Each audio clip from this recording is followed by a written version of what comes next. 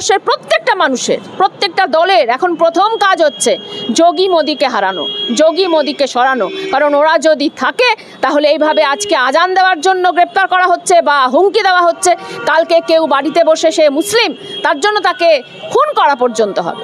বাংলাদেশেও একটা মৌলবাদী উত্থান ঘটছে, মোদি ভাবছে সেটা হচ্ছে যে ওরাও মৌলবাদী আমরাও মৌলবাদী, মৌলবাদী মৌলবাদী ভাই ভাই। কিন্তু শুভেন্দু অধিকারী তো বেশ কিছুদিন আগে বলেছিলেন, আমরা শুনেছিলাম লোকসভা ভোটের পরপর, যে নো নিড সংখ্যালঘু মোর্চা।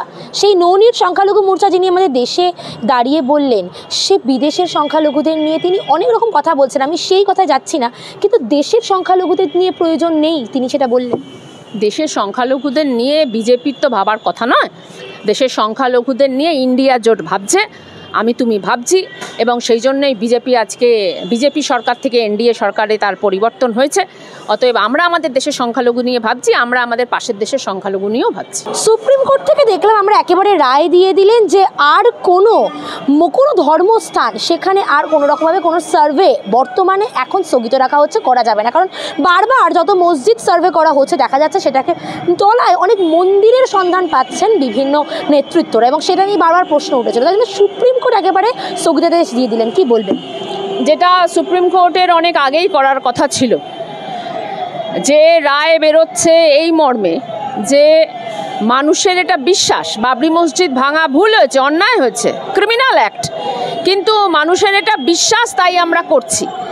এই যে ধরনের একটা রায় সুপ্রিম কোর্ট দিল, সেটা যে একটা অত্যন্ত অন্যায় রায় সেটা আমরা সকলেই জানি, সকলেরই বিশ্বাস।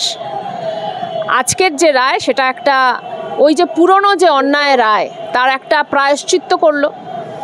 এটাই স্বাভাবিক যে আমি প্রতিদিন আজকে যদি মসজিদ খুঁড়ি কিছু একটা পাবো, তারপরে যদি আমি মন্দির খুঁড়ি তার তলায় বৌদ্ধ স্তূপ পাবো, এটা তো চলতেই থাকবে। অতএব এটা অনেক আগেই নিষেধাজ্ঞা করার কথা ছিল, আজকে তারা দিল, তার আগে ভারতবর্ষে বহু রক্তগঙ্গা বয়ে গেল, এটাই যা দুঃখের। উত্তরপ্রদেশের সম্বলের আমরা কিছুদিন আগে একটি ঘটনা দেখলাম, যেখানে একেবারে 3 জন সংখ্যালঘু যুবককে গুলি করে খুন করে মারা হলো। তারপরেই আমরা অন্যরকম আরেকটি ঘটনা দেখছি, সেখানে মসজিদে আজান দেওয়া হয়েছে মাইকে জোরে, তাই জন্য 2 লাখ টাকা জরিমানা করা হলো এবং তার সঙ্গে সঙ্গে গ্রেফতারও করা হলো।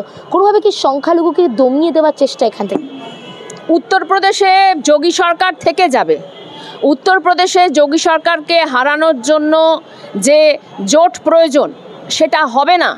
এই ধরনের কাণ্ড তো হতেই থাকবে। ভারতবর্ষে মোদি সরকার থেকে যাবে, মোদিকে হারানোর জন্য যে জোটের ঐক্যবদ্ধভাবে থাকার কথা সেটা হলো না, মোদি তো থেকেই যাবে, এই ধরনের কাণ্ড তো হতেই থাকবে।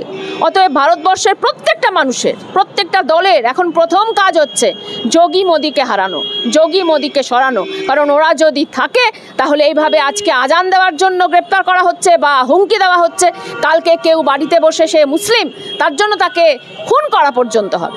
অতএব এই ধরনের একটা যাকে বলে বর্বর সরকার, এই বর্বর সরকারকে যত দ্রুত সরিয়ে দেওয়া যাবে ততই দেশের মঙ্গল।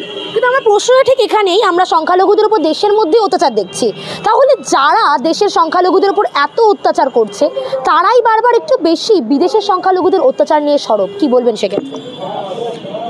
বিদেশে সংখ্যালঘুদের অত্যাচার বাংলাদেশে হচ্ছে, অতএব বাংলাদেশে সংখ্যালঘুদের অত্যাচারের বিরুদ্ধে আমরা সকলেই, আমরা আজকে যারা ভারতবর্ষে সংখ্যালঘুদের অত্যাচারের বিরুদ্ধে দাঁড়াচ্ছি তারা আজকে স্পষ্ট বাংলাদেশের যে ভারতবর্ষে যারা সংখ্যালঘু তাদের অত্যাচারের বিরুদ্ধে আমরা দাঁড়াচ্ছি। আমরা এ দেশে যাতে কোনো ধরনের সংখ্যালঘু অত্যাচার না হয়, যাতে হিন্দু রাষ্ট্র না হয়, তার জন্য আমরা সচেষ্ট, ভারতবর্ষের মানুষ সচেষ্ট। অতএব আমরা বাংলাদেশের ক্ষেত্রেও একই কথা বলবো, আমরা এরকম কথা বলবো না, আমরা এরকম কথা মোটেই বলতে রাজি নই। সেটা হচ্ছে যে বাংলাদেশে সংখ্যালঘুদের অত্যাচার হচ্ছে না, এটা বলতে আমরা রাজি নই।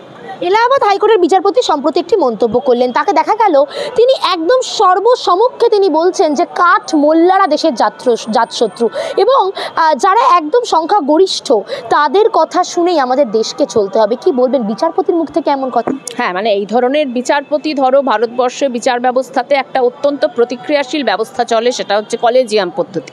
সেই কলেজিয়াম পদ্ধতিতেই ঠিক হয় যে কে বিচারপতি হবে কে হবে না, একটা জমিদারি ব্যবস্থা। তো সেই ব্যবস্থাকে তো প্রশ্ন আমাদের করতেই হবে, আমাদের তো প্রশ্ন করতেই হবে যে একটা গণতন্ত্রে আমরা কেন মাই লর্ড বলবো, এই ধরনের প্রশ্ন তো আমাদের করতেই হবে। আর ওই বিচারপতিকে নিয়ে তো গোটা ভারতবর্ষ আজকে সরব। তুমি কথা বলছি, আমি কথা বলছি।